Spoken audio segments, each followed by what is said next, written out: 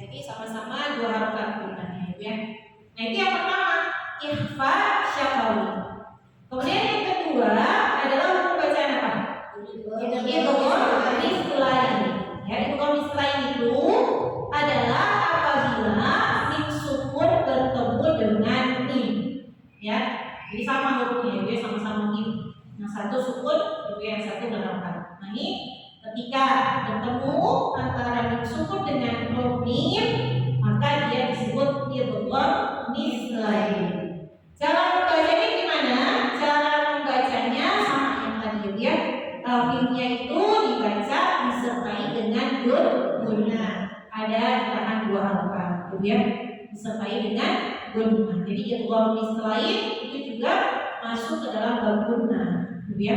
Contohnya, innaha alaihim muqsadah.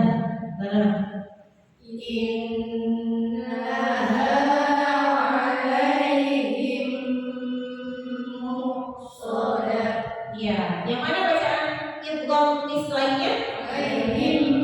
Muqsadah. Ya, ada sukun bertemu dengan mim. Selain idgham mislain pada contoh pertama tadi, ada lagi nggak bacaan gunnahnya, Bu? Ya, innaha, ya. Itu juga bacaan gunnah. Nun bertasydid, lewat dia nun bertasydid. Contoh yang kedua, fa idza qadaytum manasikakum. Fa idza qadaytum manasikakum.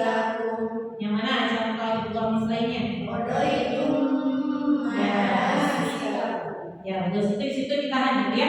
Dua harokat. Nah itu namanya idgham mislain. Dia berartinya mim sukun bertemu dengan mim, gitu ya. Terakhir hukum mim sukun itu adalah yang disebut dengan idgham syafawi.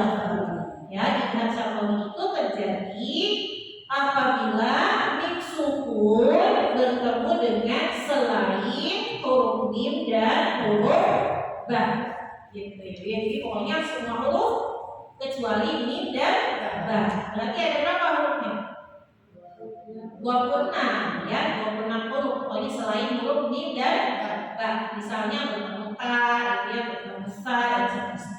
Dia sampai 26 huruf ya. Di sini ada penekanan atau ada apa namanya yang harus kita perhatikan, ya. Cara membaca idgham syafawi itu mimnya harus tampak jelas. Jadi jelaskan huruf mimnya, ya. Dan jangan digunakan, tidak ditahan, tidak digunakan. Termasuk ketika dia bertemu dengan huruf fa dan huruf waw, biasanya agak susah itu untuk membaca mimnya dengan jelas. Kalau dia ketemunya huruf fa sama huruf waw, kenapa susah? Karena sama-sama huruf bibir, ya. Mim sama fa sama waw kan sama-sama huruf bibir, ya. Nah itu biasanya untuk membaca mimnya dengan jelas itu agak susah. Nah tapi tetap harus kita baca dengan jelas mimnya, karena dia hukumnya adalah idgham syafawi yang harus dibaca dengan jelas mimnya. Contoh, alam tara kaifa, coba baca. Alam tara kaifa. Ya, yang mana contoh idgham syafawi? Alam tara. Ya, mim sukun bertemu dengan ta. Jadi jangan sampai digunakan, nggak boleh dibaca alam tara. Salah ya. Cukup dibaca dengan jelas mimnya dan jangan ditahan atau jangan digunakan, ya. Alam tara kaifa. Coba lagi. Alam tara kaifa an'amta alaihim. An'amta alaihim. Contoh kedua mana? Contoh idgham syafawinya amta mim sukun bertemu dengan ta, ya. Alam nashrah. Alam nashrah. Ya, mim sukun bertemu dengan nun. Hum fiha. hum fiha. Ya, humnya tetap dijelaskan walaupun dia ketemu fa, ya. Hum fi. Gitu ya, nggak boleh hum. Gimana ya? Nggak boleh itu nggak jelas ya. Kayak dia harus jelas. Hum fiha. Lagi. Hum fiha.